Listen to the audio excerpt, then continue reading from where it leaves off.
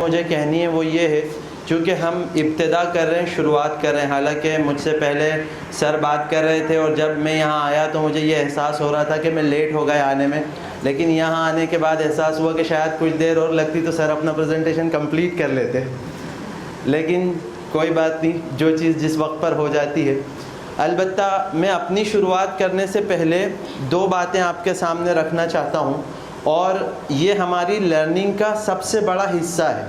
सिर्फ़ किसी स्कूल, किसी यूनिवर्सिटी, किसी कॉलेज, किसी मदरसे, किसी जामिया के लिए नहीं, बल्कि दुनिया में जहाँ भी जब कोई इंसान सीखने बैठता है तो उसे दो चीज़ें जहन में रखनी चाहिए। और शायद बल्कि ख़ास तौर पर एज़ अ मुस्लिम ये बात कह रहा हूँ, कुरान का तालिब इल्म हूँ तो इस वजह से भी कह रहा हूँ कि अल्लाह ताला ने कुरान मजीद में इरशाद फरमाया, इक़रा बिस्मि रब्बिकल लज़ी खलक़। सबसे पहली जो रिविलेशन, सबसे पहली जो वही है वो पढ़ने के बारे ही में है। और दूसरी बात, जनाब रसूलुल्लाह सल्लल्लाहु अलैहि वसल्लम की हदीस है, इन्नमा बुइस्तु मुअल्लिमा, कि मैं एज़ अ टीचर भेजा गया हूँ। तो जब हम कहीं पर सीखने बैठें और ख़ास तौर पर जब टीचर्स ही हों सब, तो फिर हमें इन दो चीज़ों से कनेक्ट ज़रूर होना चाहिए। एक तो जो भी चीज़ सीख रहे हैं तो अपने खालिक से कनेक्ट हो जाएं कि हम अल्लाह ताला से कनेक्ट हैं और उसी ने हुक्म दिया है सीखने का तो हम सीख रहे हैं। और दूसरा ये कि हम टीचर्स हैं तो हमारी रिस्पॉन्सिबिलिटी बहुत बड़ी है, क्योंकि हमारा ताल्लुक़ नबी आखिरुज़्ज़मा मोहम्मद अरबी सल्लल्लाहु अलैहि वसल्लम से है। ठीक है, तो ये दो बातें मुझे आपसे कहनी थी। अब हम शुरुआत करते हैं। बिस्मिल्लाहिर्रहमानिर्रहीम। इसी से स्लाइड करना होगा। सबसे पहले जैसा कि आप देख सकते हैं, वैसे मेरा इंट्रो आपके सामने आ गया। मैं मुफ्ती अबू सफ़वान फ़ारूक़ी हूँ और अल्हम्दुलिल्लाह 2020 में मैंने ऑनलाइन इंटरनेशनल एकेडमी कायम की थी ऑनलाइन टीचिंग के लिए, जहाँ इस्लामिक स्टडीज़, अरबिक स्पीकिंग और कुरान मजीद की टीचिंग के लिए इसे कायम किया था। अल्लाह का शुक्र है कि ये सिलसिला आगे बढ़ते बढ़ते 15 कंट्रीज़ तक पहुँच गया अल्हम्दुलिल्लाह। जो स्टूडेंट्स मेरे रहे वो 15 कंट्रीज़ में रहे हैं, अल्लाह का बहुत बड़ा एहसान है। और इसी सफ़र के दौरान मुझे बहुत कुछ सीखने का मौका मिला। ये याद रखें कि जब हम कहीं पर बैठते हैं या कोई काम करते हैं तो हम पढ़ाने नहीं बैठते सिर्फ, बल्कि हम सीखने बैठते हैं। और यहाँ पर भी मैं आपको सिखाने नहीं आया हूँ, बल्कि आपके साथ कुछ आइडिया शेयर करने आया हूँ और आपसे कुछ सीखने आया हूँ। इसी नीयत के साथ यहाँ पर भी आया हूँ। तो जब मैंने इन 15 कंट्रीज़ के स्टूडेंट्स को अपने सामने देखा और अलग अलग करिकुलम, अलग अलग एज ग्रुप्स, अलग अलग माइंडसेट्स जब देखे, तो फिर बहुत सी चीज़ें सीखने का मौका मिला, बहुत कुछ बदलने का मौका मिला, बहुत कुछ अल्हम्दुलिल्लाह गेन करने का, अर्न करने का मौका मिला है। वही तमाम चीज़ें यहाँ पर मैं आपके साथ शेयर करना चाहता हूँ और उससे इंशाअल्लाह मैं उम्मीद करता हूँ कि मेरी भी इस्लाह होगी और हम सब उसको लेकर जाएंगे और अपनी लाइफ में उसका इम्प्लीमेंट करेंगे, उसको नाफिज करेंगे इंशाअल्लाह। तो ये एक छोटा सा मेरा तारुफ, मेरा इंट्रोडक्शन था जो आपके सामने आ गया। जहाँ तक बात है करिकुलम डिज़ाइन की, तो इस्लामियात के ऊपर अल्हम्दुलिल्लाह मैं काम कर रहा हूँ और एक स्कूल्स के लिए ख़ास तौर पर एक पूरा ऐसा करिकुलम डिज़ाइन किया है कि एक छोटा सा बच्चा जो तालीम के मैदान में कदम रखता है, प्री प्राइमरी में होता है, नर्सरी में होता है, वहाँ से अगर 12th तक वो जाएगा तो उसके साथ साथ अगर उस करिकुलम के साथ वो आगे बढ़ेगा तो इंशाअल्लाह आप मुतमईन हो सकते हैं कि वो एक अच्छा मुसलमान बन के निकलेगा। जितनी चीज़ों की उसको ज़रूरत होती है एक मुसलमान को, वो सब उसके पास होंगी। इसे सालों की मेहनत लगाकर तैयार किया है। उसके अलावा अरबिक का एक करिकुलम है, अरबिक बिगनिंग, जो बिगनर्स होते हैं उनके लिए अरबिक का वो बुक तैयार हो गई है। इंशाअल्लाह 2-3 दिन के अंदर पब्लिश होने चली जाएगी, तो वो भी आ जाएगी। बिल्कुल बिगनर्स के लिए है, बहुत आसान है। इंग्लिश, अरबिक इसमें तैयार किया है। अब ज़्यादा और किसी उस पर बात ना करते हुए मैं अगली स्लाइड पर आता हूँ। हम अपने टॉपिक की शुरुआत करते हैं। ठीक है, मुझे जो टॉपिक दिया गया था, आप उसको टीचिंग स्किल्स कह लें या फिर माइक्रो टीचिंग कह लें। माइक्रो टीचिंग या टीचिंग, एक्चुअल में टीचिंग है क्या? हम यहाँ पर टीचर्स हैं और हम यहाँ पर बैठे हुए हैं। हर इंसान अपने अपने एक्सपीरियंस के हिसाब से चीज़ों को पढ़ाता है। और कुछ लोग वो होते हैं जो साल का एक्सपीरियंस लेकर आते हैं, मैदान में उतरते हैं, या फिर किसी एक सब्जेक्ट के माहिर होते हैं, उन्हें उसकी शॉर्ट ट्रिक्स भी पता होती हैं, उसकी एग्ज़ाम्स की प्रिपरेशन भी पता होती है, हर एक चीज़ वो जानते हैं। लेकिन स्टिल यहाँ पर एक क्वेश्चन है, does teaching always lead to learning? क्या हमेशा टीचिंग लर्निंग की तरफ जाती है? हम क्लासरूम में जाते हैं, हम बेहतरीन टीचर हैं, हम अपने सब्जेक्ट के स्टार परफॉर्मर हैं, बहुत अच्छे से हम टीचिंग करते हैं और हम क्लासरूम में जाते हैं, अपना सब्जेक्ट पढ़ाते हैं, पढ़ाकर आ जाते हैं वापस, और हम ये सोचते हैं वी ट्राइड आवर बेस्ट, हमने अपना बेस्ट दिया है, हमने सबसे अच्छा काम किया है, हमने जो करना था पूरा कर दिया, सिलेबस कंप्लीट करवा दिया है, बच्चों को हर एक चीज़ पूरी करवा दी है। लेकिन फिर still there is a question, does teaching always lead to learning?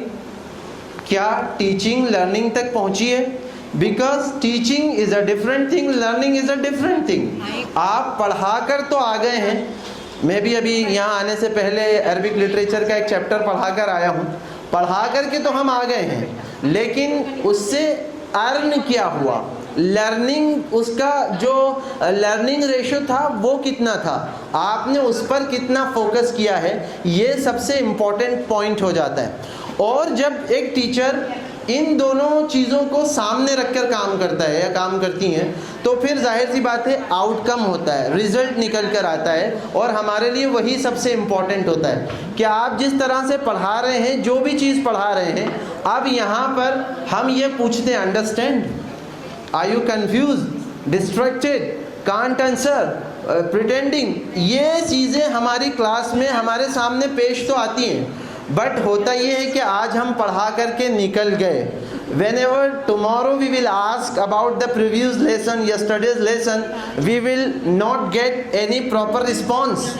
Students ने कोई रिस्पॉन्स ही नहीं किया, उन्होंने कुछ बताया ही नहीं, और हमें लगा कि हमने तो बहुत अच्छा काम किया था, लगता है यही पढ़ने वाले बच्चे नहीं हैं।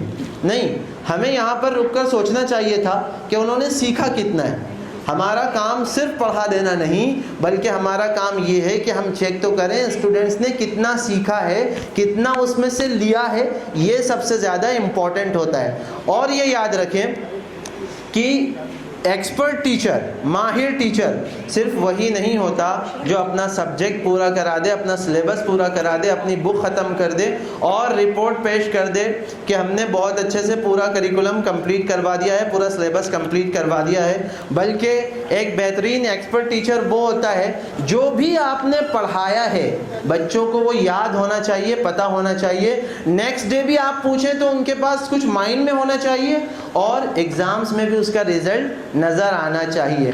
अब यहाँ पर ये बात फिर सामने आती है कि जब हम इस तरह से काम करते हैं तो कभी कभी ऐसा होता है कि सिलेबस कंप्लीट नहीं होता है। ऑफ कोर्स ऐसा होता है, चूँकि ये वाली टेक्निक जो होती है वो टाइम टेकिंग होती है, तो मैं आपके सामने कह रहा हूँ कि मेरे साथ भी ऐसा होता है। कभी कभी ऐसा होता है हाफ ईयरली एग्ज़ाम आ जाते हैं और सिलेबस 25% हुआ है, 50% के बजाय 35% हुआ है। फिर हम कोशिश करते हैं कि किसी तरह उसको कोशिश करके थोड़ा और आगे तक ले जाएं, लेकिन याद रखें आपकी जो मेथड होनी चाहिए, मेथड ऑफ टीचिंग होना चाहिए, आपका जो तरीक़ा होना चाहिए वो एनी हाउ, हर हाल में ऐसा होना चाहिए कि वो लर्निंग बेस्ड हो, सिर्फ टीचिंग बेस्ड ना हो, लर्निंग बेस्ड हो, ताकि स्टूडेंट्स उससे सीखें। अब यहाँ पर ये जो स्लाइड्स आपके सामने हैं, कोई भी आप में से खड़े होकर के कह सकता है कि हाँ मैंने AI से हेल्प लेकर बनाया है, ठीक है, AI से हेल्प लेकर के मैंने बनाया, इसकी डिज़ाइनिंग में बहुत सी मदद मिलती है।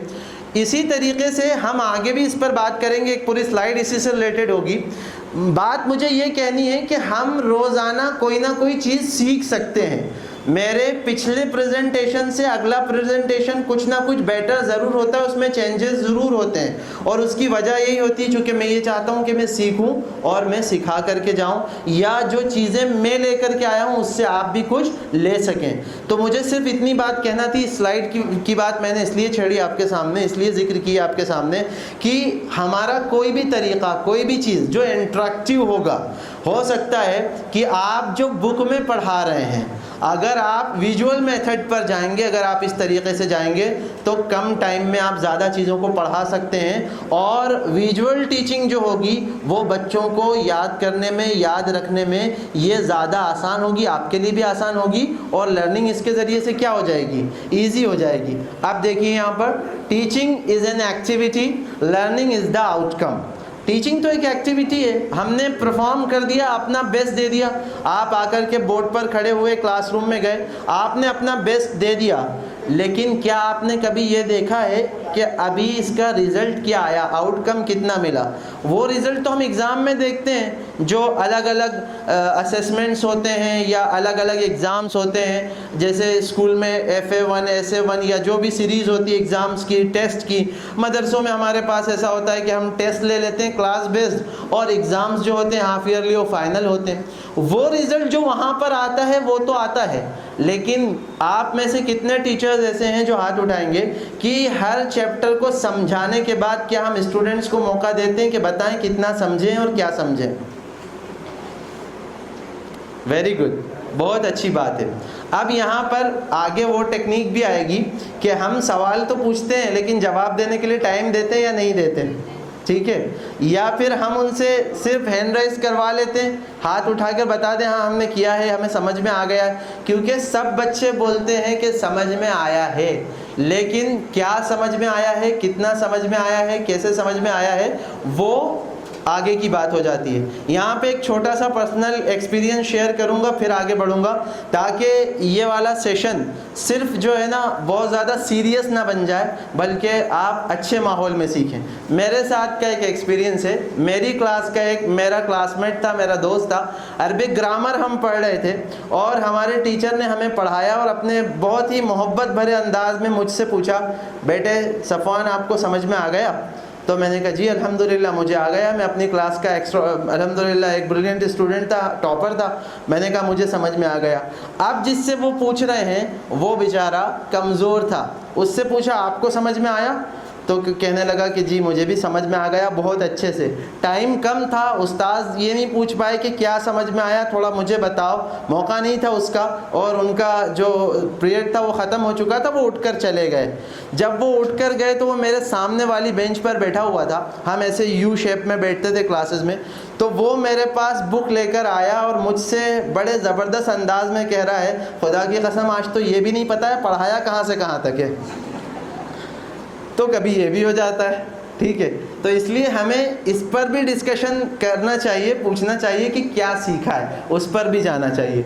चलिए अब उसके बाद देखिए, teaching is successful only when learning happens. आप बहुत कमाल के टीचर हैं, आपने अपना बेस्ट दे दिया, सिलेबस पूरा करा दिया, आपको हर तरह की ट्रिक्स पता है, लेकिन आपके कितने स्टूडेंट्स ने सीखा है? Only few students. जो आपकी क्लास के स्टार परफॉर्मर है, जो फ्रंट बेंच पर बैठते हैं, जो ब्रिलियंट स्टूडेंट्स हैं, सिर्फ उन्होंने? या फिर आपकी क्लास से सबने कुछ ना कुछ सीखा है? इट मैटर्स, ये माने रखता है कि कितना सीखा, क्या सीखा और किस किस ने सीखा। क्योंकि हर क्लास में हम टॉपर्स को तो खड़ा कर देते हैं, टॉपर्स को आगे बढ़ा देना कमाल नहीं है, वो तो कर सकते हैं। हमारी क्लास का हर एक student from first to last, जितने स्टूडेंट बैठे हुए हैं, यहाँ से वहाँ तक जितने बैठे हुए हैं, सबको समझ में आना, सीखना और कुछ ना कुछ लेकर जाना, ये असल में आर्ट है, ये असल में कमाल है, ये असल में टीचिंग है। और इस स्लाइड का हिस्सा नहीं, एक वर्ड अगर नोट कर लें कि फर्स्ट टू लास्ट जितने स्टूडेंट आपकी क्लास में हैं, वो सब आपकी जिम्मेदारी, रिस्पॉन्सिबिलिटी है और आपके लिए अमानत है।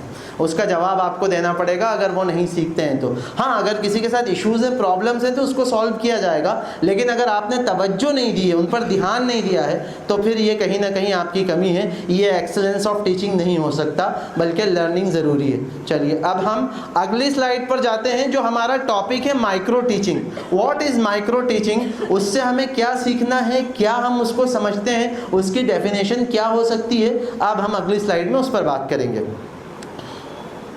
ये आपके सामने है, what is micro teaching. Micro teaching actual में है क्या?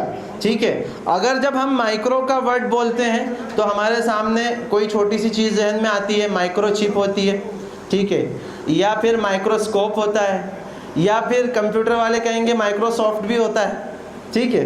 असल में यहाँ पर टीचिंग मेथड में व्हाट इज़ माइक्रो, ये है क्या माइक्रो टीचिंग। तो सबसे पहले हमें इसे समझने की ज़रूरत है। यहाँ पर आप देखें माइक्रो टीचिंग है और उसके साथ में उसके 4 पॉइंट हैं जो असल में इस पर बेस्ड हैं। सबसे पहले प्रैक्टिस, इम्प्रूव, मास्टर। अब उसके बाद आगे आइए फोकस्ड प्रैक्टिस। ठीक है, आप जिस भी चीज़ की प्रैक्टिस कर रहे हैं, जो भी काम कर रहे हैं, उसमें फोकस कितना है, और फोकस यहाँ पे दोनों का चाहिए। अगर मैं आपको पढ़ा रहा हूँ अभी, या मैं शेयर कर रहा हूँ, सॉरी पढ़ा नहीं रहा हूँ, शेयर कर रहा हूँ अगर मैं आपके साथ में कोई चीज़, आप क्लासरूम में जाकर जब पढ़ाएंगे स्टूडेंट्स को, तो आपको ये देखना ज़रूरी होगा कि आपका दिमाग वहाँ हाजिर है या नहीं है। अभी अगर आप सोचें कि मैं आपसे बात कर रहा हूँ इस टॉपिक पर और ये पॉइंट्स मैं आपके सामने डिस्कस कर रहा हूँ, अगर मेरा जहन कहीं और चला गया, मेरी कनेक्टिविटी अगर यहाँ से ख़त्म हो गई, तो जाहिर सी बात है मेरा फोकस ख़त्म हो जाएगा। ये भी हो सकता है कि जो वर्ड्स मुझे बोलना होंगे वो मैं ना बोलते हुए कुछ और बोलने लग जाऊँगा। और ये भी ज़रूरी है कि आप लोग कितने फोकस्ड हैं, मुझे वो भी नोट करना है। लास्ट तक मुझे ये भी देखना है कि आप लोग की एक्टिविटीज़ क्या हैं, आप लोग क्या कर रहे हैं, आपका फोकस कितना है, दोनों को इसमें शामिल करना ज़रूरी है। मैं जब अपनी क्लास में कोई किताब पढ़ाता हूँ मदरसे के अंदर, तो मैं अक्सर देखता हूँ लास्ट तक स्टूडेंट्स को, और कभी कभी रैंडमली अचानक उनसे क्वेश्चन भी पूछ लेता हूँ, या फिर कम से कम ये भी पूछ लेता हूँ अच्छा पढ़ क्या रहे हैं, चैप्टर कौन सा है। तो उससे पता चलता है कि उनका फोकस है या नहीं है। और अक्सर ऐसा होता है कि मैं उनसे पूछता हूँ जिस क्लास में ज़्यादा स्टूडेंट्स हैं, कि आप ज़रा रिपीट करें मेरे साथ में, मुझे आवाज़ नहीं आ रही, जैसा कि हम करते हैं। हम किस तरीके से फोकस्ड बना सकते हैं टीचिंग एंड लर्निंग को, ये मैटर करता है, ये इम्पॉर्टेंट है, ये इसका एक पार्ट है। दूसरे नंबर पर है ऑब्जर्वेशन। देखिए ऑब्जर्वेशन जो चीज़ है वो भी दोनों चीज़ें। सबसे पहले सेल्फ ऑब्जर्वेशन, अपने आप को देखना। आपको पता है मैं सेल्फ ऑब्जर्वेशन की, सेल्फ की बात क्यों कर रहा हूँ, सबसे पहले अपनी, इसलिए कि जब मैं बेहतर कर पाऊँगा, मैं परफॉर्म कर पाऊँगा, मैं प्रिपेयर होऊंगा, मैं हर चीज़ में तैयार रहूँगा, तो फिर आगे से मुझे उसका उतना ही अच्छा रिज़ल्ट भी मिलेगा। अगर मैं ख़ुद को अवॉइड कर दूंगा कि ठीक है मैंने तो कैसे भी पढ़ा दिया और स्टूडेंट से मुझे रिज़ल्ट चाहिए, मैंने तो कैसे भी बता दिया स्टूडेंट से मुझे रिज़ल्ट चाहिए, तो मैंने ख़ुद को ऑब्ज़र्व ही नहीं करा किसी भी चीज़ में, बल्कि स्टूडेंट्स को भी ऑब्ज़र्व करना और ख़ुद को पहले फोकस करके अपने आप को अंदर ऑब्ज़र्वेशन रखकर ये देखना कि मैं कितने % काम कर रहा हूँ, उसके बाद फिर मुझे क्या करना चाहिए, आगे बढ़ना चाहिए। और फिर वही बात हमारे लिए ये ज़रूरी हो जाता है कि जितने स्टूडेंट्स हमारे सामने बैठे हैं, जितने लोग हमारे सामने बैठे हैं, जितने अफराद हमारे सामने बैठे हैं क्लासरूम के अंदर, उन सबको ऑब्ज़र्व करते रहना, देखते रहना, ये हमारी ज़िम्मेदारी हो जाती है। जैसे यहाँ पर मेरे लिए ज़रूरी है कि अगर आप लोग यहाँ पर देख रहे हैं या मैं आपसे बात कर रहा हूँ, तो यहाँ से वहाँ तक जितने अफराद हैं, जितने लोग बैठे हुए हैं, जितने टीचर्स बैठे हुए हैं, उन सब पर भी मेरी नज़र रहे, मैं उन्हें भी देखते रहूँ और उनसे बीच बीच में क्वेश्चंस भी करता रहूँ, ताकि मुझे पता चले कि आप क्या कर रहे हैं। फिर जब आप ऑब्जर्वेशन करेंगे तो जाहिर सी बात है सेल्फ खुद पर भी करेंगे, स्टूडेंट्स पर भी करेंगे, और जब ये दोनों चीज़ें आप करेंगे तो इसका फ़ायदा ये हासिल होगा, जो माइक्रो टीचिंग का असल फ़ायदा हमें मिलना चाहिए वो ये है कि आप ये देख पाएंगे कि what should I do best, हम क्या अच्छा कर सकते हैं, बेहतर कर सकते हैं, और what should I correct in my self, मुझे अपने अंदर क्या करेक्शन, क्या तब्दीली, क्या इस्लाह करनी चाहिए, क्या सुधार करना चाहिए, जिससे मैं कॉन्फिडेंटली पढ़ा भी सकूं, मैं ख़ुद भी सेटिस्फाई हो जाऊं और मेरे स्टूडेंट भी उससे सेटिस्फाई हो जाएं। ये फ़िक्र हमारे अंदर पैदा होती है इस मेथड के ज़रिए से। ठीक है, अब यहाँ पर फिर एक क्वेश्चन जो मैं आपसे करना चाहता हूँ, 2 पॉइंट मैंने आपको बता दिए, फोकस प्रैक्टिस हो गई, ऑब्जर्वेशन हो गई। आपको कौन सा ऐसा तरीक़ा या कौन सा ऐसा मेथड बेस्ट लगता है जिसके ज़रिए से आप स्टूडेंट का फोकस हासिल कर सकते हैं? कभी सोचा है आपने? होता ये है कि हम क्लासरूम में चले जाते हैं प्रिपेयर करके लेसन कि हम पढ़ाएंगे, और हम अपना पढ़ाते हैं और वापस चले आते हैं, लेकिन कभी हम ये सोचते ही नहीं कि अगर स्टूडेंट्स ने आउट ऑफ सिलेबस कोई क्वेश्चन कर लिया तो, या फिर हमें आउट ऑफ सिलेबस कोई एक्टिविटी करनी रही तो, या हमें उन्हें अपनी तरफ फोकस उनका गेन करना रहा, या उनका जो इंटेंशन है वो सही करना रहा, या उनका अटेंशन हमें लेना है, तो हम क्या करेंगे? कौन सा मेथड हमें यूज़ करना चाहिए जिसके ज़रिए से हम काम करें? Yes please.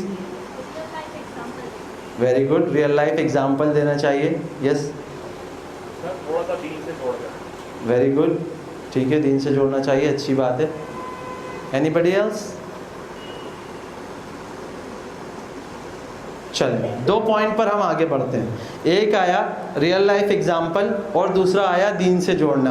तो रियल लाइफ एग्जाम्पल तो एक ऐसी चीज़ होती है, ऐसी ज़बरदस्त टेक्निक होती है कि बच्चा उसके ज़रिए से हर चीज़ सीख सकता है, और वो एक पूरा अलग टॉपिक है कि हम लेसन को उस वे में ले जाकर रियल लाइफ एग्जाम्पल्स के साथ क्लासरूम के माहौल को कैसे मेंटेन कर सकते हैं, उसके लिए फिर हमें पूरी अलग प्रेजेंटेशन की ज़रूरत है, ठीक है। और दूसरा जो आपने कहा कि दीन से जोड़ने की ज़रूरत है, तो मैं फिर वही कहूँगा कि कुरान का मैं तालिब इल्म हूँ, तो मेरा तो हर पॉइंट यही रहता है कि उसका कनेक्शन कुरान से होगा, उसका कनेक्शन हदीस से होगा। और अल्हम्दुलिल्लाह इस टॉपिक पर, कुरान इन साइंस पर, मैंने काफ़ी दिनों पहले वेबिनार भी किए हैं, प्रोग्राम्स भी किए हैं, और अभी भी इसके एग्जाम्पल्स होते हैं। ये अगर हमने कर लिया तो बहुत अहम फ़ायदा हासिल होगा, लेकिन बात वही है कि टाइम कम है और उसके लिए प्रॉपर अलग पूरे प्रेजेंटेशन की ज़रूरत है। अगर मौका मिला तो हम उस पर भी किसी दिन बात करेंगे। चलिए, अब हम आगे बढ़कर आते हैं। फीडबैक बहुत इंपॉर्टेंट हो जाती है, फीडबैक, क्योंकि आप देखें, मैं आपसे भी कहकर जाऊंगा कि मुझे फीडबैक दें ताकि मैं अपने अंदर इम्प्रूवमेंट लेकर के आऊँ। जब फीडबैक होती है तो इम्प्रूवमेंट आता है, ठीक है। आज से 2 साल पहले, 2.5 साल पहले जब मैंने ये काम शुरू किया था और जब मैं स्कूल्स में जाकर सेशन ले रहा था, तो मुझे याद है कि मेरा पहला सेशन ऐसा था कि मेरे पास कोई पीपीटी नहीं थी, बल्कि नोट्स अपने लैपटॉप में बने हुए थे और मैं उसे देखकर टीचर्स से बात कर रहा था। उसके बाद जब दूसरी मर्तबा मैं गया हूँ एक स्कूल में भोपाल के, तो वहाँ पर जो मेरी पीपीटी थी उसमें वो तैयार थी, लेकिन वो कार्टूनिक स्टाइल में थी, उसके अंदर कमी थी। मुझे फीडबैक मिलती गई, ऑब्जर्वेशन में खुद को ऑब्जर्व करता रहा, देखता रहा चीज़ों को, और अपने अंदर से चीज़ें तलाश करता रहा कि मुझे कहाँ इम्प्रूवमेंट करना चाहिए, क्या चीज़ मुझे बेहतर करनी चाहिए। उन सारी फीडबैक्स, उन सारी चीज़ों के ज़रिए से इम्प्रूवमेंट हुआ है, और ये आपके सामने मोस्ट एडवांस प्रेजेंटेशन में आज लेकर के आया हूँ। इससे पहले जितने प्रेजेंटेशन हुए वो मेरे हिसाब से इतने बेहतरीन नहीं हुए। मैं ये नहीं कहूँगा कि बेहतरीन नहीं हुए, वरना यहाँ बहुत से ऐसे लोग बैठे हैं जिन्होंने अटेंड किए हैं, तो इसलिए ये तो नहीं कहूँगा कि बेहतरीन नहीं हुआ, लेकिन प्रेजेंटेशन इतना बेहतरीन जो हुआ वो ये सबसे बेहतर है, क्योंकि पिछली चीज़ों से मैं सीखा हूँ और उसके बाद मैं आकर अपने अंदर इम्प्रूवमेंट ला रहा हूँ। यही चीज़ें हैं जो माइक्रो टीचिंग कहलाती हैं असल में, ठीक है, कि आप पहले फोकस प्रैक्टिस करेंगे, ऑब्जर्वेशन करेंगे, फीडबैक लेंगे, और उसके बाद फिर आप अपने अंदर इम्प्रूवमेंट लेकर आएंगे। It is most important thing. Great teachers are not born, they are developed through practice and reflection. जो रिफ्लेक्शन होता है, जो फीडबैक्स हमें मिलती हैं, जो चीज़ें हमारे सामने आती हैं, उसके ज़रिए से हम सीखते हैं, उसके ज़रिए से अपने आप को इम्प्रूव करते हैं, उसके ज़रिए से ही हम कहीं पर जाकर खड़े होते हैं और कोई सब्जेक्ट पढ़ा सकते हैं या कोई चीज़ें शेयर कर सकते हैं। अदरवाइज़ अगर इंसान ये सोच ले कि I am complete and perfect, तो फिर वो अपनी ज़िंदगी के कुएँ से बाहर निकल नहीं सकता है। मैं यहाँ पर एक बात जहाँ भी जाता हूँ कहता हूँ, और अभी आपके सामने मेरा इंट्रोडक्शन आया था कि मैंने कुरान हिफ्ज़ किया, आलिमियत की, पोस्ट ग्रेजुएशन यानी फ़जीलत की है, मुफ्ती का कोर्स किया है, चाइल्ड साइकोलॉजी में मैंने डिप्लोमा किया है। मैं कभी स्कूल नहीं गया, मुझे कभी स्कूल नहीं जाना था, मैं स्कूल नहीं गया, बल्कि मेरी पूरी तालीम अल्हम्दुलिल्लाह मदरसे में हुई है। जहाँ मैं अभी पढ़ा रहा हूँ वहीं मदरसे में मेरी तालीम हुई। लेकिन उसके बाद यही चीज़ स्टूडेंट यूनियन में जब मैं था शुरू में, तब से मेरे अंदर एक ये फ़िक्र थी कि बेहतरी कैसे करना है, इम्प्रूवमेंट कैसे लेकर के आना है, अपग्रेडेशन कैसे होना चाहिए। तो मैं जब कभी कहीं स्पीच देता था और मेरे टीचर्स वहाँ मौजूद होते थे, उस्ताद होते थे, तो मैं उनसे पूछता था बाद में जा कर के कि आप मुझे बताएं मेरी क्या कमियां हैं, मुझे उसके अंदर तब्दीली करना है। तो मेरे असातिज़ा को, मेरे टीचर्स को पता होता था कि ये पूछेगा आकर के, तो कुछ असातिज़ा, कुछ उस्ताद वो थे जो नोट कर लिया करते थे कि ये पॉइंट है, ज़रा इस पर इम्प्रूवमेंट होना चाहिए, इस पर आपको फोकस करना चाहिए। इस तरीके से इंसान क्या होता है, बदलता है, बनता है, आगे बढ़ता है, और जो जम जाता है वो ख़राब हो जाता है। तो हमें इस मेथड के ज़रिए से अपने आप को पूरी तरह तब्दील करने की ज़रूरत है। अब आप मुझे बताएं, आज से कितने लोग इसको अप्लाई करने वाले हैं अपने आप में? करेंगे आप? अगर आप लोग करेंगे तो ही ये यहाँ पे आना और ये पूरा प्रोग्राम सक्सेस है, अदरवाइज तो कोई मतलब नहीं है। चलिए, अब उसके बाद में फिर हम जाते हैं कि why is it called micro, इसको माइक्रो टीचिंग क्यों कहते हैं, उस पर हम बात करेंगे अगली स्लाइड में।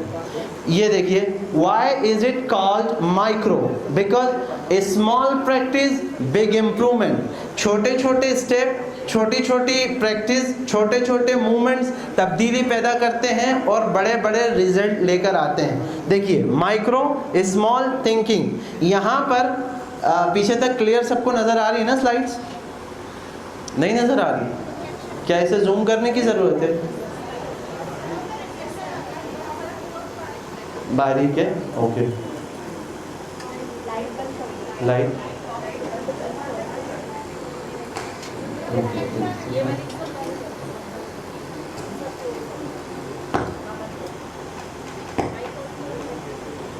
यहाँ पर आप देखिए, मैंने इसे जूम करने की कोशिश की है। चले पहले हम इस पे जूम करते हैं।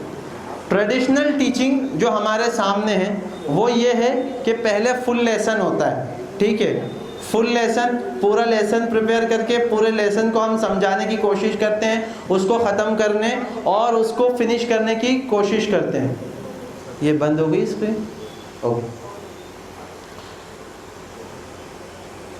तो हम कोशिश ये करते हैं कि फुल लेसन प्रिपेयर होता है और उसी को पढ़ाने, उसी को समझाने, उसी को बताने और उसी के साथ आगे बढ़ने की हम कोशिश करते हैं। लेकिन ज़रूरत ये होती है कि हम उसके अंदर से नताइज निकाल कर लाएं, रिज़ल्ट निकाल कर लाएं, और उसका कहते हैं ना जो खुलासा होता है, या उसका उर्दू ज़बान में कह लें लुब्बे लुबाब होता है, जो कंक्लूजन होता है, वो हम निकाल कर लाते हैं, प्रिपेयर करते हैं, उसके साथ काम करते हैं। तो हमारे लिए काम करना भी आसान होता है, पढ़ाना समझाना भी आसान होता है, और किसी भी चीज़ को उसके साथ में बेहतरी करना, बेहतरी लाना, ये हमारे लिए आसान हो जाता है।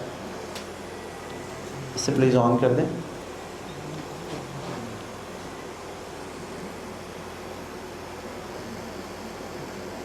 जी, तो हम यहाँ पर थे, फुल लेसन और उसके बाद वन टीचिंग स्किल, ठीक है। माइक्रो टीचिंग के अंदर हम सबसे ज़्यादा फोकस करते हैं एक एक टीचिंग स्किल पर। Instead of preparing and focusing on full lesson, we have to focus on one teaching skill. आप कौन सी स्किल बेहतर करना चाहते हैं, किस स्किल के ज़रिए से आप अपने टीचिंग को इफ़ेक्टिव, इंटरेक्टिव एंड इंटरेस्टिंग बना सकते हैं, ये मैटर करता है। और इसीलिए इसको माइक्रो टीचिंग कहते हैं कि आप एक टीचिंग मेथड के ज़रिए, एक टीचिंग स्किल के ज़रिए अपने अंदर बेहतरी पैदा करते हैं और उसके ज़रिए से आप आगे बढ़ते हैं। दूसरे नंबर पर आप देखें, लार्ज क्लास, ठीक है। हमारे सामने बहुत सारे स्टूडेंट्स होते हैं, बहुत सारे टीचर्स ये बताते हैं कि 90 students, 80 students, more than 50 students हम अपनी क्लास में, स्कूल के अंदर हम उनको बहुत आसानी से हैंडल कर लेते हैं। देखें, हैंडल करना ये टीचर का काम नहीं होता, सिर्फ हैंडल करना, बल्कि बच्चों को सिखाना, कुछ बनाना और उनको उनका फ्यूचर ब्राइट करना। वो आपकी क्लास में क्यों आए, ताकि वो पहले से कुछ आगे बढ़कर सीख सकें। इसीलिए जो स्मार्ट क्लास होती हैं उनके अंदर स्ट्रेंथ जो होती है 30 to 35 होना चाहिए, दैट्स इट। बहुत ज़्यादा हुई तो 35, ठीक है। अब यहाँ पर ये अलग बात है कि कहीं पे जगह की प्रॉब्लम हो या कहीं पे किसी और कोई और इशू हो, या फिर आप कहें कि नहीं ये तो प्राइमरी क्लासेस नहीं, अपर क्लासेस में या फिर कॉलेजेस में भी तो इट इज़ नॉट पॉसिबल, क्योंकि आलिमियत जब मैं कंप्लीट कर रहा था तो 150 स्टूडेंट तो हम ही थे क्लास में, और उसके आगे गए तो 300 स्टूडेंट्स थे। तो छोटी क्लासेस में शुरुआत में वहाँ पर जब आप कुछ इफ़ेक्टिव सिखाना चाहते हैं, आगे तो फिर ये हो जाता है कि आपको रास्ता दिखाना है, लेकिन जब आप अपब्रिंगिंग कर रहे हैं, उनको तैयार कर रहे हैं, तो वहाँ पर ये फोकस होना चाहिए कि हमारे पास स्मॉल ग्रुप हो और हम उनको फोकस करते हुए उनको सिखाएं। मैंने यहाँ पर ये बात इसलिए कही है कि जगह की कमी या फिर कोई और इशू, वरना हो सकता है कोई मुझसे कहे कि जगह आप अरेंज करके दे दें, हम जो है टीचर्स हैं जगह अरेंज कर दें, हम कम बच्चों को बिठा लेंगे। तो इसलिए मैंने कहा इश्यूज सबके साथ हो सकते हैं। उसके बाद फिर आइए मैनी स्किल्स टुगेदर। आपको पता है ये एक चीज़, एक इंसान अपने बारे में बताता है आई एम मल्टीटास्किंग पर्सन, ठीक है, दुनिया भी तलाश कर रही है, हाँ मल्टीटास्किंग होना चाहिए, बहुत सारे काम ले लेंगे इनसे, इनको हम हायर कर लेते हैं, ये हमारे काम के आएंगे। इस्लाम के हिसाब से भी अगर हम देखें तो मल्टीटास्किंग बुराई नहीं है, होना चाहिए आपके अंदर, लेकिन आपका फोकस एक बार में एक चीज़ पर होना चाहिए, ठीक है। अगर आप मैनी स्किल्स टुगेदर इसको आप ट्राई करेंगे और अगर आप मल्टीटास्किंग बनने की कोशिश करेंगे तो आप कहीं पर भी सक्सेस या कामयाब नहीं हो पाएंगे, और इसका नुकसान पता है क्या होगा, बहुत फैलाव हो जाएगा, टाइम बहुत लंबा हो जाएगा और रिजल्ट आपके हाथ में नहीं आएगा जो आना चाहिए। हमारे पास 5 to 10 मिनट्स हैं और 5 to 10 मिनट्स में हमें एक टॉपिक पर बात करना है, एक चीज़ पर फोकस करना है। आपको पता है जब स्पीच देना होती है ना कहीं पर, आधा घंटा 1 घंटा या उससे ज़्यादा, तो ये होता है कि ठीक है नो प्रॉब्लम कर लेंगे मैनेज, कोई मसला नहीं है। लेकिन जब स्पीच देना हो 5 मिनट या फिर कोई टॉपिक आपको समझाना हो तो आप क्या करेंगे, आप प्रिपरेशन करेंगे कि पूरा फोकस उसी पे होना चाहिए, 5 मिनट में मुझे ख़त्म करना है, मुझे मैसेज देना है हर हाल में, तो मुझे एटलीस्ट नोट्स नहीं बनाने तो कम से कम प्रिपरेशन पूरी हमें करनी है, उसके लिए हमें तैयारी करनी है, ये हमारे लिए बहुत ज़्यादा ज़रूरी हो जाता है। तो इसलिए हमें इन चीज़ों पर फोकस करना चाहिए, and it is called, that's why it is called micro. अब उसके बाद आइए 40 to 60 मिनट्स, और यहाँ पर है इमीडिएट फीडबैक। आपने 1 घंटे का बहुत लंबा लेक्चर दिया, बहुत सारी चीज़ें हुई, आप कहेंगे आप भी तो यही कर रहे हैं, लेकिन जब आप प्रिपेयर होना चाहते हैं, आगे बढ़ना चाहते हैं, तो अपने आप को प्रिपेयर करिए छोटी छोटी चीज़ों के लिए, ठीक है। आप देखते हैं ना सोशल मीडिया पे भी वही वीडियो वायरल होती है जो शॉर्ट होती है और उसके अंदर मैसेज अच्छा होता है। वो कहाँ से सीखते हैं? Content creators.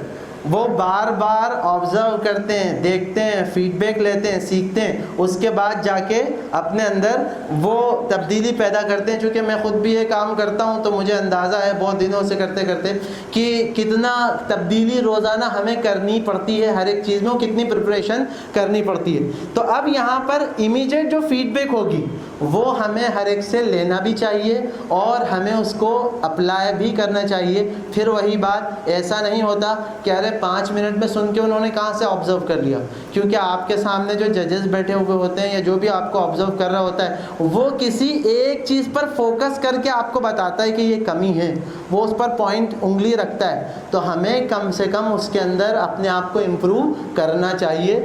इसीलिए अब उसके बाद देखें, ये सारी चीज़ें हो गई। फिर उसके बाद एक होती है लिमिटेड फीडबैक। अगर यहाँ पे स्मॉल की बात करेंगे इमीडिएट तो बहुत जल्दी से मिल जाएगी। लिमिटेड फीडबैक के साथ साथ आप उस फीडबैक को पहले तो समराइज़ करेंगे, अपने आप को ऑब्जर्व करेंगे और उस लेसन को देखकर पूरी तरह से, यानी क्या कमी थी, फीडबैक हमें क्या मिला, हमें किस तरह इम्प्रूव करना है, हमें किस तरह अपने आप को तब्दील करना है। उसके बाद फिर रीटीच एंड इम्प्रूव। दोबारा से वो लेसन हमने पढ़ाया तो क्या हुआ, पिछले साल पढ़ाया था, इस साल पढ़ाया तो क्या तब्दीली उसके अंदर आई, हमने अपने आप को कितना अपग्रेड किया। होता ये है कि हमें एक सब्जेक्ट मिलता है पढ़ाने के लिए, हम उसके एक्सपर्ट हैं, साइंस के, मैथ्स के, जिस भी चीज़ के, हमें पता है हर साल वही बुक हर उस क्लास में हमें पढ़ाना है, हमें उसके ट्रिक्स भी पता है, हमें उसका पूरा लेआउट पता है कि कैसे पढ़ाना है। अब हम कोई इम्प्रूवमेंट ही नहीं करते। आप सोचें, पिछले जितने भी 4-5 सालों से मदरसे में मैं पढ़ा रहा हूँ, मसाइल हैं, अरबिक लिटरेचर है, कुरान की तफसीर है। हर साल वही चीज़ें पढ़ानी उन्हीं क्लासेस में, लेकिन हर साल तरीक़ा भी बदलता है, मेरा मेथड भी बदलते हैं और नई नई चीज़ें मैं ऐड करता हूँ। इसलिए मैं ये कह ही नहीं सकता कि पहले वाला लेसन या पहले वाला सेशन प्रेजेंटेशन वो इसी जैसा था एज इट इज़। नहीं, आप रिकॉर्डिंग चेक कर लेना, अलग मिलेगा। चलिए उसके बाद फिर आगे बढ़ते हैं। अब देखिए, master one skill at a time and excellence follows. यहाँ पे एक एक्टिविटी थी लेकिन मैं स्किप करता हूँ क्योंकि शायद मुझे भी पता है टाइम कम है इस वजह से। लेकिन मैं आप लोगों से एक बात कहना चाहूँगा, उसको नोट कर लीजिए।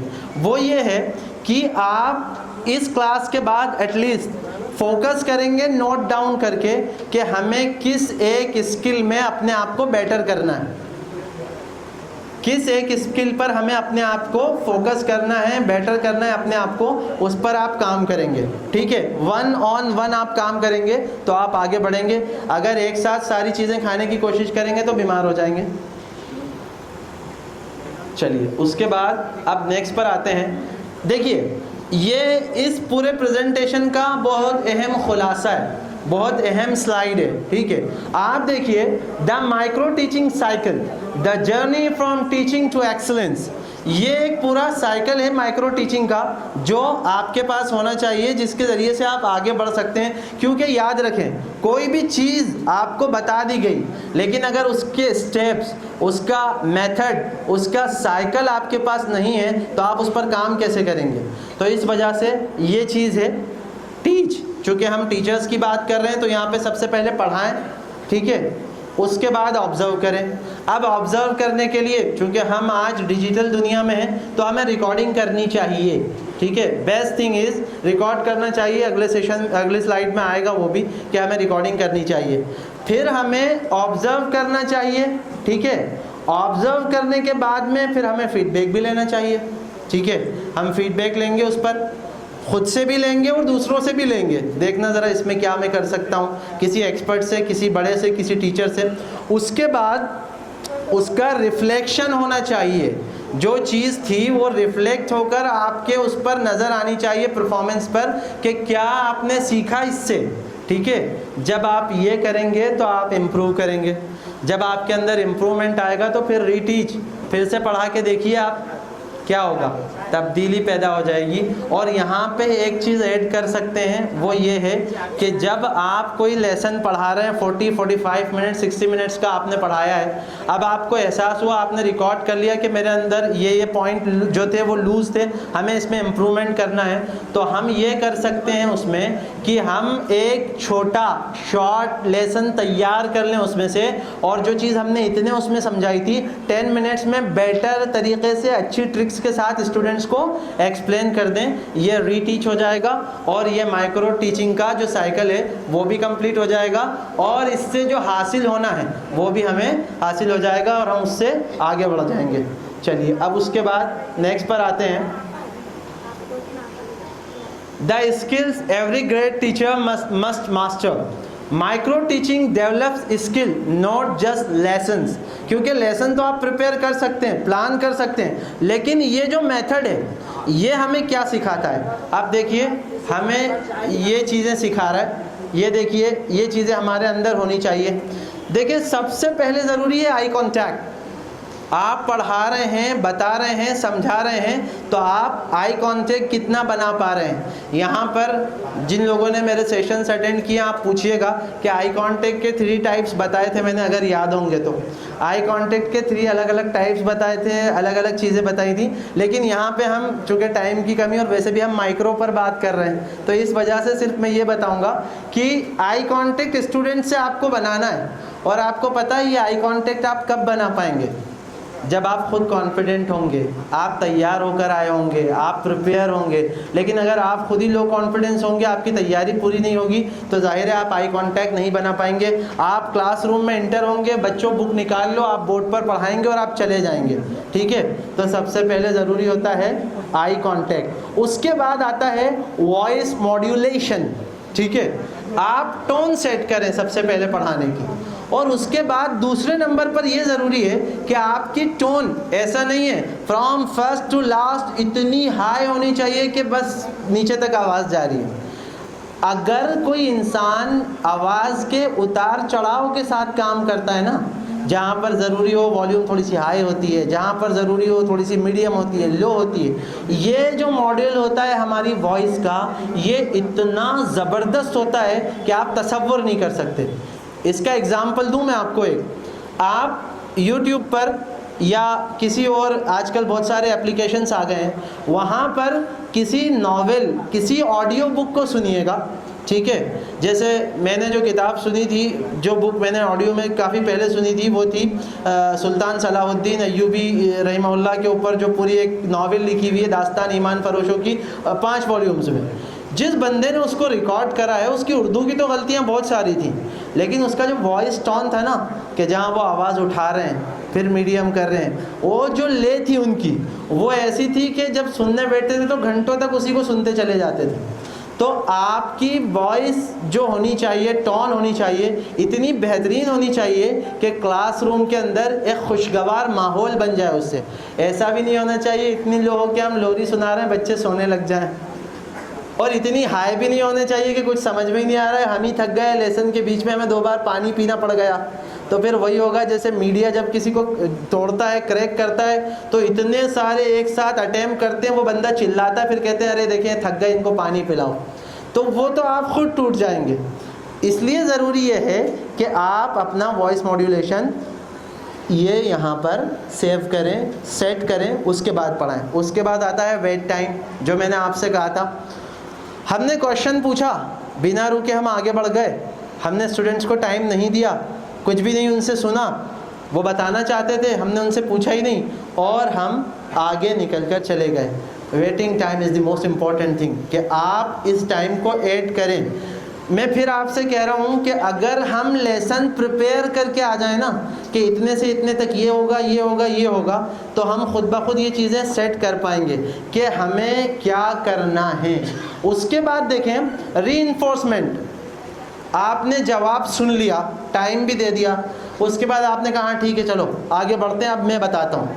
क्योंकि टीचर को ये लगने लगता है जब वो क्वेश्चन करता है तो, कि कहीं ऐसा ना हो ये स्टूडेंट्स मेरे से बेटर जवाब दे दे। कभी कभी ऐसा फील होने लग जाता है। हमारे उस्ताद मजाक करते थे, हमसे अरबिक सेंटेंस बनवाते थे, अभी भी पढ़ाते हैं वो, तो वो कहते थे कि अगर तुम मेरे से अच्छा बना लोगे तो मेरी तो नौकरी पर आ जाएगी ना। तो ये हम सोचते हैं, जब कोई स्टूडेंट जवाब देता है तो कभी कभी हम हेजिटेट हो जाते हैं, यार इसे तो बहुत ज़्यादा पता है, कहीं ऐसा ना हो ये हमसे पलट के कोई क्रॉस क्वेश्चन कर ले तो हम क्या जवाब देंगे।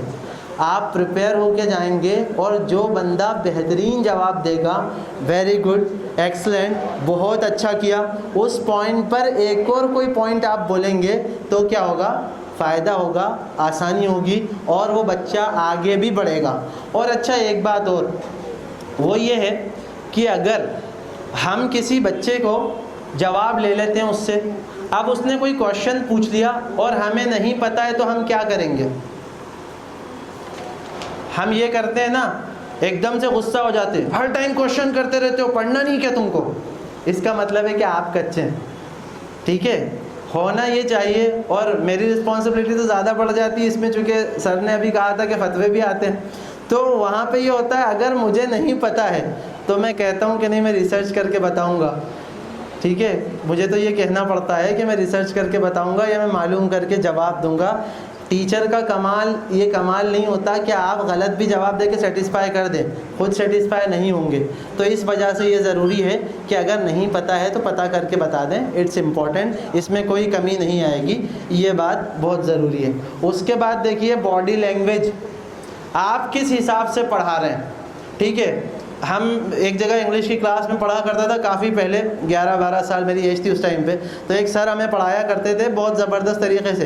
वो बताते थे कि क्लास में टीचर आते हैं और उसके बाद उनकी बॉडी लैंग्वेज इतनी ज़बरदस्त होती है कि बच्चे कनेक्ट ही नहीं हो पाते बल्कि हंसते हैं। और समटाइम्स तो ऐसा होता है कि हमारे हैंड फोल्ड या हमारे हाथ रखने का तरीका या हमारे खड़े होने का स्टाइल, ऐसा कहीं से कहीं तक लगता ही नहीं कि हम टीचर हैं, ठीक है। टीचर की बॉडी लैंग्वेज बहुत अच्छी होना चाहिए, बहुत बेहतरीन होना चाहिए, बहुत सेट होना चाहिए। और देखिए याद रखिए, ये उसी वक्त हो सकता है जब आप प्रिपेयर होंगे। फिर वही बात क्योंकि मैं आपके सामने ये जैकेट पहनकर आ गया, प्रेजेंटेशन लेकर के आ गया, लेकिन अगर मैं प्रिपेयर नहीं होता तो मैं हेजिटेट होता, आपको खुद अंदाज़ा हो जाता कि ये सबक याद करके नहीं आए तो हमको क्या बताएंगे। लेकिन प्रिपरेशन होती है तो फिर आसानी होती है, वरना वो एक लफ्ज़ आपने सुना होगा ना, ऊपर शेरवानी और अंदर परेशानी। उसका मतलब यही होता है कि इंसान, चूँकि शेरवानी वाले जो होते थे, लखनऊ का ट्रेडिशन था, अब तो शादियों का बन गया है, दूल्हों का बन गया है, वरना ये होता था कि भाई प्रोफेसर्स जो होते थे, और हमने नदवतुल उलमा में देखा भी, जो प्रिंसिपल साहब थे उनको हमेशा पहने हुए होते थे। तो उसका मतलब होता था एजुकेटेड हैं, पढ़े लिखे हैं, कोई काम करेंगे, लेक्चर देंगे, पढ़ाएंगे, स्पीच देंगे। लेकिन पता लगा किसी ने पहन ली शेरवानी, उसको बुला लिया गया स्टेज पर और कोई ऐसा टॉपिक दे दिया गया, अब उनको वो प्रिपेयर नहीं है, तो वो परेशानी उनकी बॉडी लैंग्वेज से नज़र आ जाएगी। इसलिए ये वर्ड बना था और इसीलिए बोला जाता है। तो आपकी बॉडी लैंग्वेज बहुत इम्पॉर्टेंट है। अब यहाँ पर उसके बाद आइए बोर्ड वर्क पर, इस पर मैं ज़्यादा टाइम नहीं लूँगा।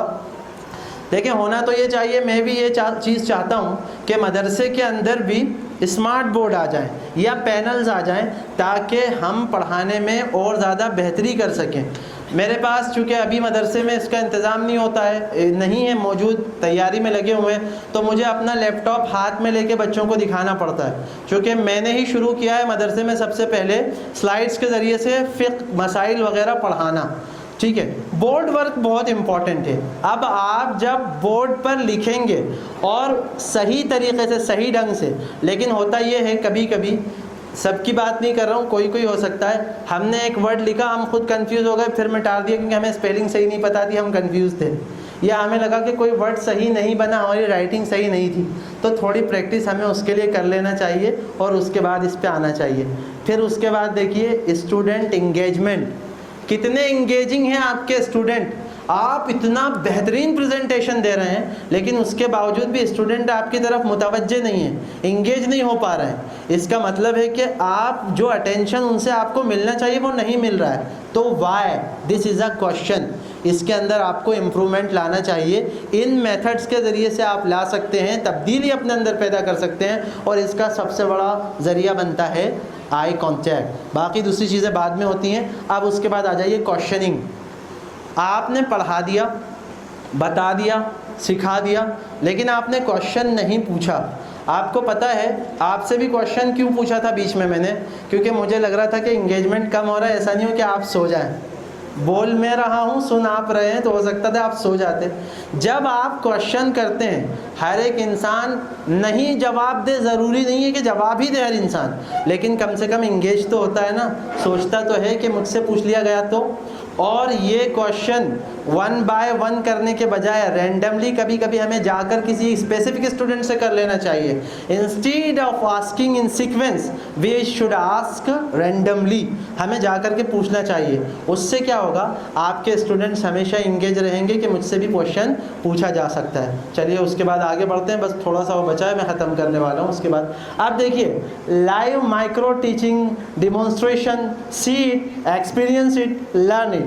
सबसे पहली चीज़ ये है कि आप जो भी चीज़ कर रहे हैं, जो भी सबक पढ़ा रहे हैं, जो भी काम कर रहे हैं, एक तो ये है कि आप उसको रिकॉर्ड करेंगे, ठीक है, आप रिकॉर्ड करेंगे, आप उसकी पूरी तैयारी करेंगे, उसके बाद फिर आप उसको ऑब्ज़र्व करेंगे, ठीक है। उसके बाद आप ऑब्ज़र्व करने के बाद में फिर रिफ्लेक्शन आएगा आपके अंदर, उसका अक्स आएगा उसका, जो आपने कुछ किया है, और उसके बाद आप फीडबैक लेंगे।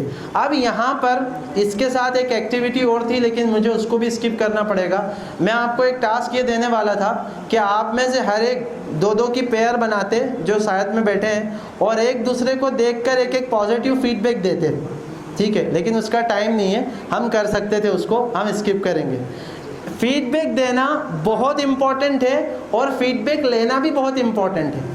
सिर्फ इसलिए नहीं कि हम उसको शेयर करके हम अपनी ब्रांडिंग करेंगे, मार्केटिंग करेंगे या अपने आप को प्रमोट करेंगे, बल्कि हम अपनी इस्लाह करेंगे, अपने आप को सुधारेंगे। सबसे पहले इस वजह से फीडबैक हमारे अंदर होनी चाहिए। तो ये यहाँ पर एक चीज़ थी जिसको हम कर सकते हैं, या आप नोट कर लें, या आपकी ज़िंदगी में बहुत काम आने वाली चीज़ है। अगर आप इस पर फोकस करेंगे तो इंशाल्लाह you will be the great teacher. अब उसके बाद देखें, the best way to learn teaching is by experiencing it, ठीक है। अच्छा, मैंने अभी आपसे कहा था 15 कंट्रीज़ के स्टूडेंट्स, आपको लगा होगा बहुत सारे स्टूडेंट्स होंगे, अलग अलग जगह के होंगे, सबसे ज़्यादा यूके के, यूएसए, कनाडा, और उसके बाद में टर्की है, सऊदी है, दुबई है, साउथ अफ्रीका है, ऑस्ट्रेलिया है, ईस्ट अफ्रीका है, ऐसे 15 कंट्रीज़। पता है आपको नंबर ऑफ़ एजेस क्या थे और क्या हैं? फ्रॉम 3 to 63 ईयर्स, 3 साल से लेकर 63 साल के स्टूडेंट तक को अल्हम्दुलिल्लाह मैंने पढ़ाया है। अब आप सोचें कि इस पूरी जर्नी के अंदर कितने अलग अलग माइंडसेट मिले होंगे। बहुत सारे बच्चे ऐसे थे कि जो पढ़ना ही नहीं चाहते थे, मस्ती करते थे। बहुत से ऐसे थे जो खेलते खेलते ही पढ़ना चाहते थे। कुछ ऐसे हैं जो, अब आप समझ लें 63, 64 में, और मैं आपको बताऊं 63, 64 की एज में मैंने क्या पढ़ाया है। मैंने अलिफ बा से कुरान पढ़ना सिखाया है एक अंकल को, ठीक है, और अल्हम्दुलिल्लाह सुम्मा अल्हम्दुलिल्लाह वो 5वां पारा आप तकरीबन आधा कर चुके हैं। वंस इन अ वीक पढ़ते हैं, लंबी लंबी छुट्टियां भी ले लेते हैं कभी कभी, लेकिन वो यहाँ तक पहुँच गए हैं कि 5वां पारा उनका आधे के करीब होने वाला है। तो हम जब अलग अलग चीज़ें देखते हैं, अलग अलग मेथड्स हमारे सामने आते हैं, अलग अलग माइंडसेट हमारे सामने आते हैं, उसी एक्सपीरियंस के साथ हम क्या करते हैं, आगे बढ़ते हैं और अपने आप को बेहतर बनाते हैं। फिर जब आप एक पुराना एक्सपीरियंस आपके पास है तो जाहिर सी बात है आगे जब वो चीज़ आपके सामने आएगी तो आप अपने अंदर क्या कर पाएंगे, बेहतरी कर पाएंगे। इसलिए ज़रूरी है। आप देखिए यहाँ पर ये एक फिर स्लाइड है आपके सामने, teaching strategies that make learning stick, teach less engage more. पता है आपको ये मॉडल कहाँ से आया? टीच लेस एंगेज मोर, ये मॉडल कहाँ से आया, कोई बता सकता है?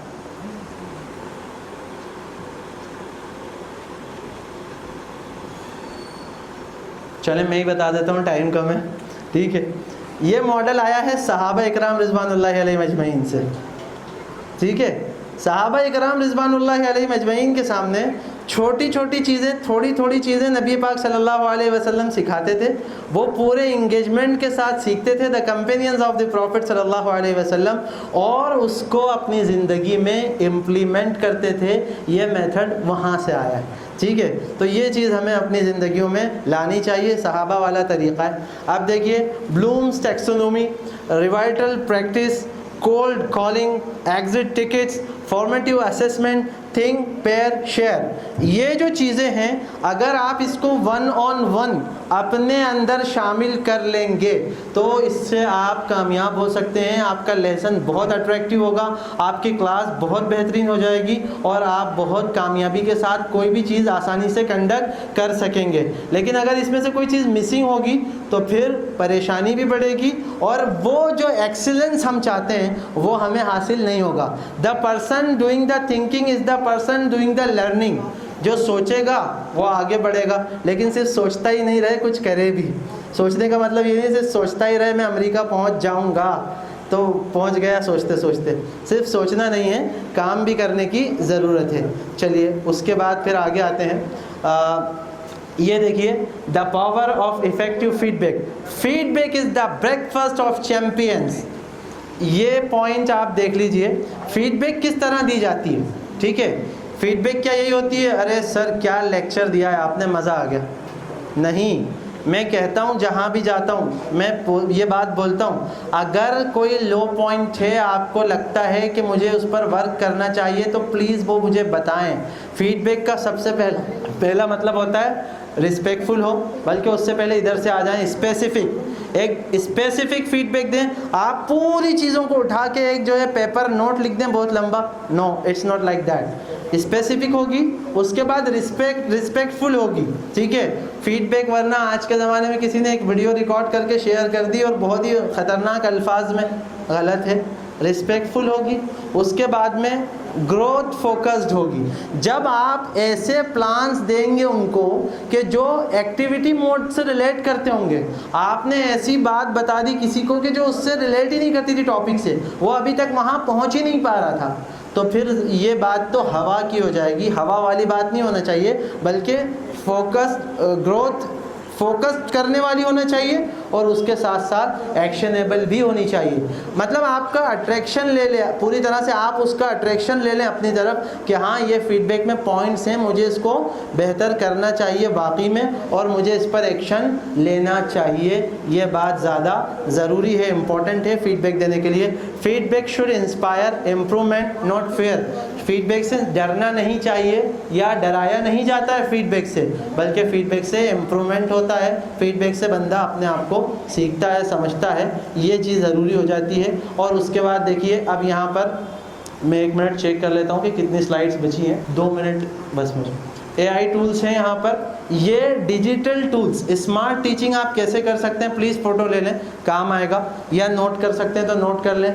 आप अपने लेसन को रिकॉर्ड करें, लेसन्स को, और अगर आप वीडियो में रिकॉर्ड नहीं कर सकते तो ऑडियो ही रिकॉर्ड कर लीजिए ताकि आप सुन के कम से कम तब्दीली पैदा कर लें।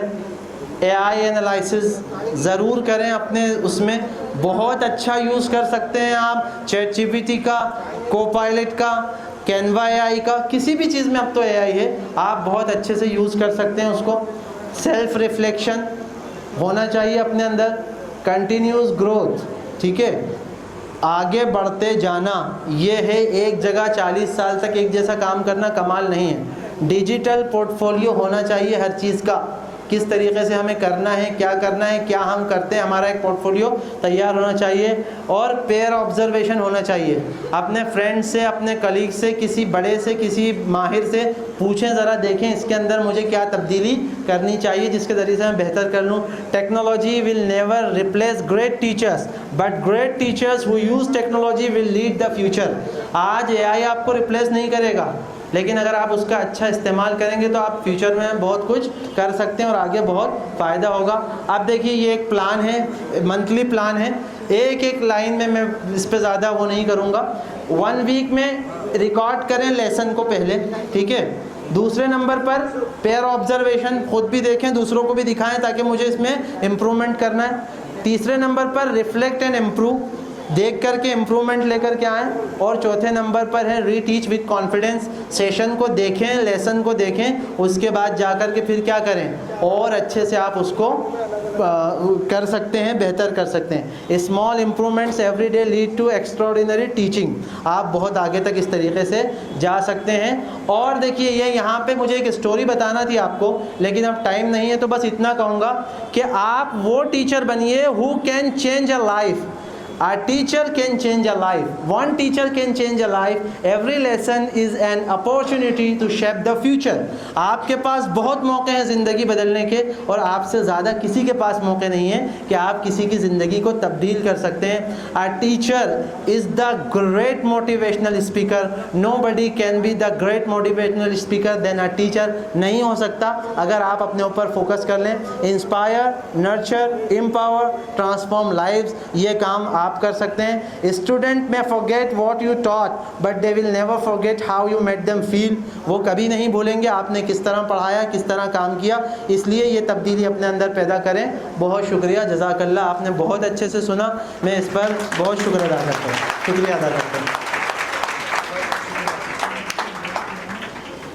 यहाँ पर आप देख सकते हैं कि मेरे सोशल मीडिया अकाउंट्स भी हैं, हैंडल्स हैं, आप उसको भी प्लीज़ सब्सक्राइब कर लीजिएगा या फॉलो कर लीजिएगा।